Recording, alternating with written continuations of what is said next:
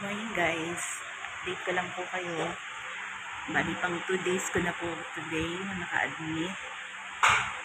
At nung pinasok ako dito, ang platelets ko po ay 81.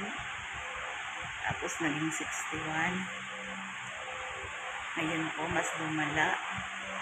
35 na lang po siya. Hindi rin po alam kung bakit ganun kababa. Kasi may UTI din po kasi ako. Sumabay pa.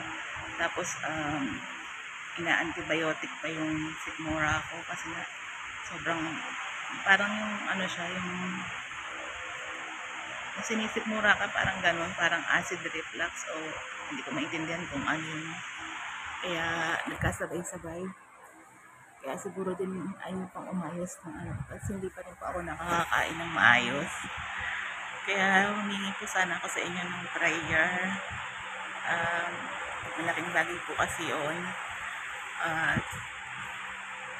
Para po sa mabilisan ko pong paggaling. Kasi po nandalata pa rin po dahil hindi pa rin po ako nakakain ng yung normal na kain. Mahirap po dito pag nasa loob ng ospital, kaya biniwish ko nga po sana mag-umayos na, mapalik na yung tumaas na. Kasi imagine 81, 61, yan 35, sobrang layo ng diferensya. Kaya paano kami makakalabas? Kaya ayun po ang update ko lang. Ayoko nga sanang rin mo nang mag-screen. Iniisip ko naman din yung pinaghirapan ko. Mababaliwala na rin talaga. Kasi ilang araw na akong walang nagagawa. Parang ito na yata matatapos yung mga pinaghirapan ko na bago ako mamoni.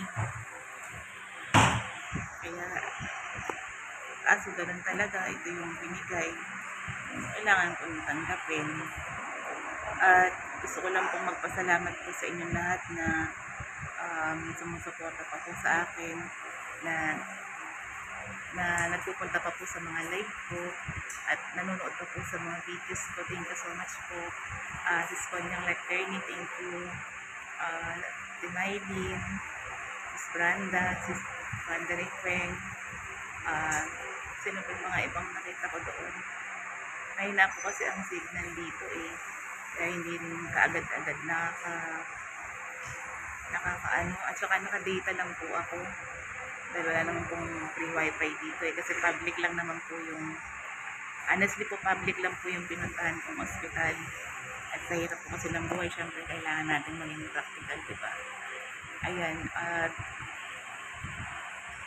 ang hirap kasi yung asawa ko, umuwi siya pero bumalik din kasi syempre may trabaho yun, hindi naman pwede yun na mag-leave lalong wala kaming income.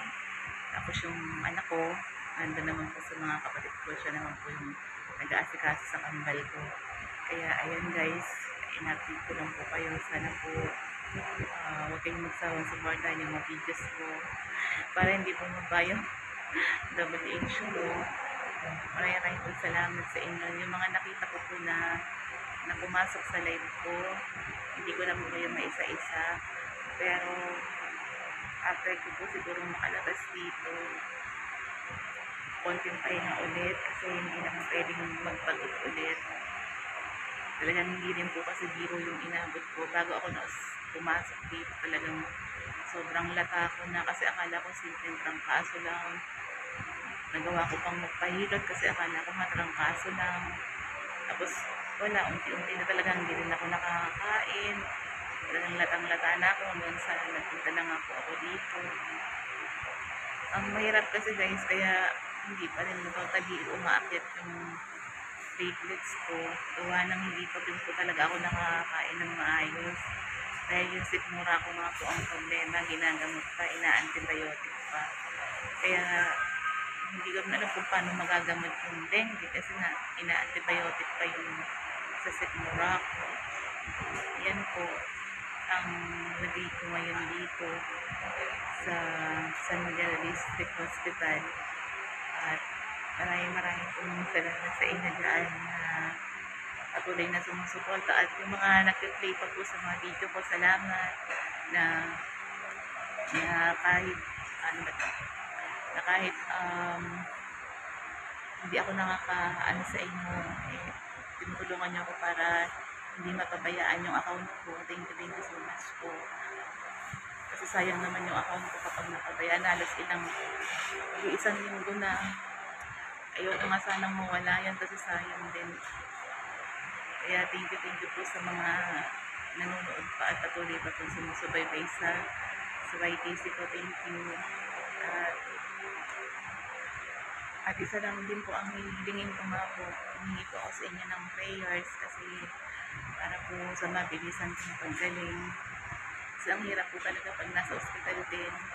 Tulad yan, isipin mo ang platelets lang is 35, diba? Parang mawawalan ka ng hope eh. Mawawalan ka ng hope na ang bakit ang baba, diba? Kaya sana po malaking bagay po yung bawat dasal nyo ng bawat isa. At ipagpapasalamat ko po yan sa inyo palagi. At yun lang po muna. Maraming po salamat sa inyo lahat dyan. Hindi ko na po kayo na isa-isa lahat ulit sa ginagawa niyo pong suporta sa akin. Sa mga nag-PM po sa akin, salamat po. Kung hindi ko man po agad kayo nare-replyan kasi madalas po kasi tulog ako. Tulog po talaga kasi hindi po din agad, alam niyo naman pag hospital, di ba, hindi ka rin nakakatulog talaga ng maayos. Hindi ako magsabi kasi dinararamdaman ka. Kaya yun lang po muna at marami pong salamat.